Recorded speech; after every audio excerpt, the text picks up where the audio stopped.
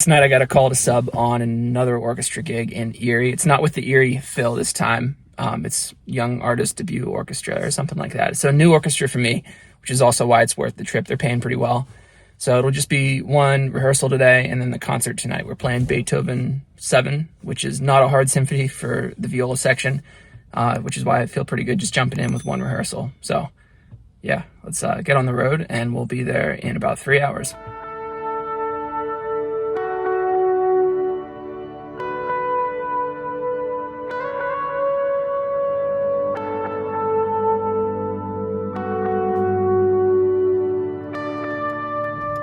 Oops.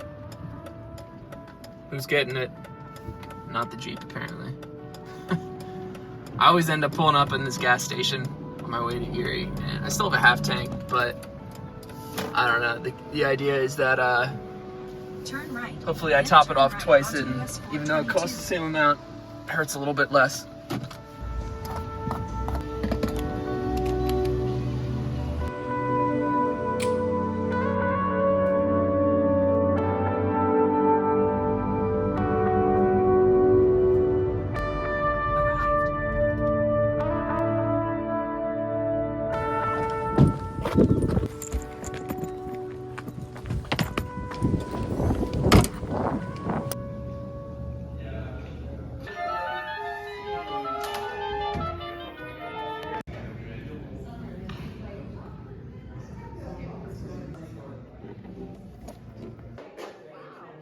Whatever I thought that was going to be, I was completely wrong.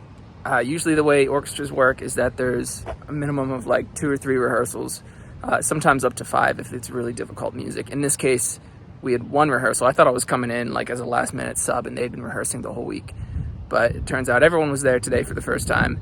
I was also surprised to find that it wasn't a mix of students and pros. It was pretty much all pros. I think there was less than 10 students there. The name Young Artist Debut Orchestra kind of led me to believe it'd be some sort of side-by-side situation.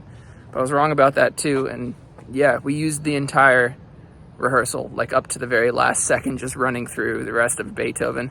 We have a singer-soloist doing some burlesque arrangements, just on like spiritual music, and then the Beethoven in the second half of the concert, and it's a little frightening, to be honest. I decided to get back in my car and move it to the edge of the parking lot. I think this whole place is going to fill up. It's going to be a really well-attended concert, so I just want to make sure I can get out of here right away. I have a long day tomorrow.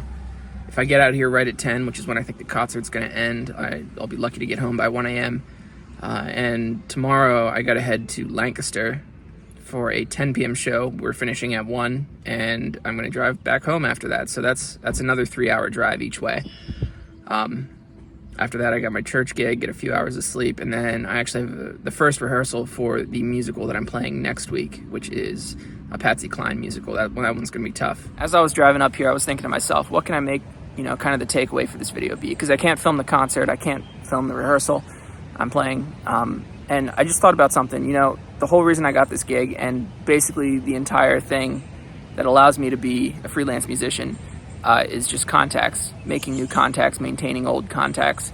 Aside from being a nice person, from being good at what you do and being reliable, making a contact with someone and just having people know that you exist is probably the most important thing as a musician, right? Especially if you're freelancing. So this person who had referred me for this gig today, they'd called me last night. It was a total surprise. I just met them 2 weeks ago at a rehearsal for, we were playing an organ concerto with the symphony that I normally work with. It's much closer to my house.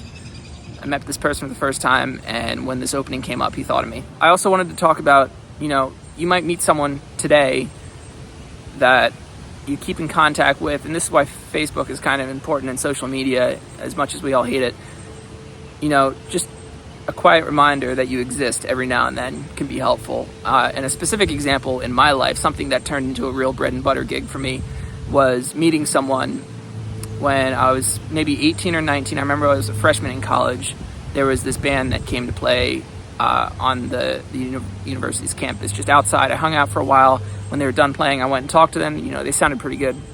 And anyway, I found them on social media. We kind of didn't really keep in contact, but we followed each other, and we would see what each other's doing every now and then. I'm talking about me and one of the musicians in the band.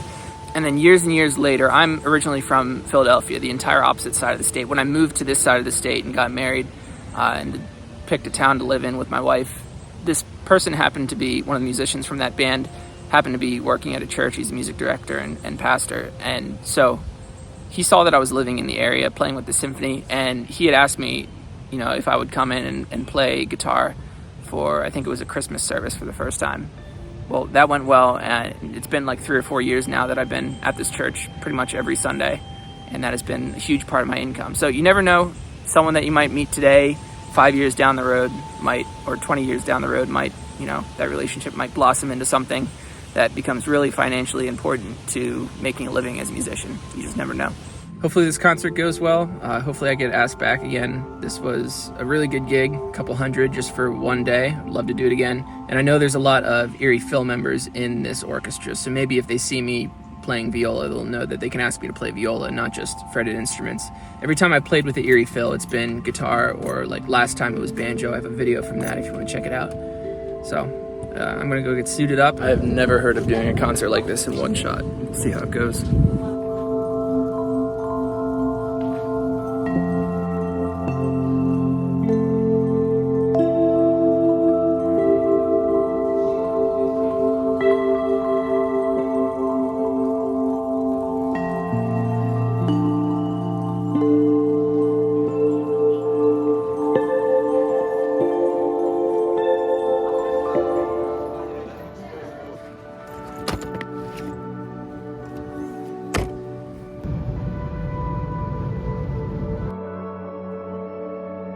I was wrong. It definitely doesn't hurt any less.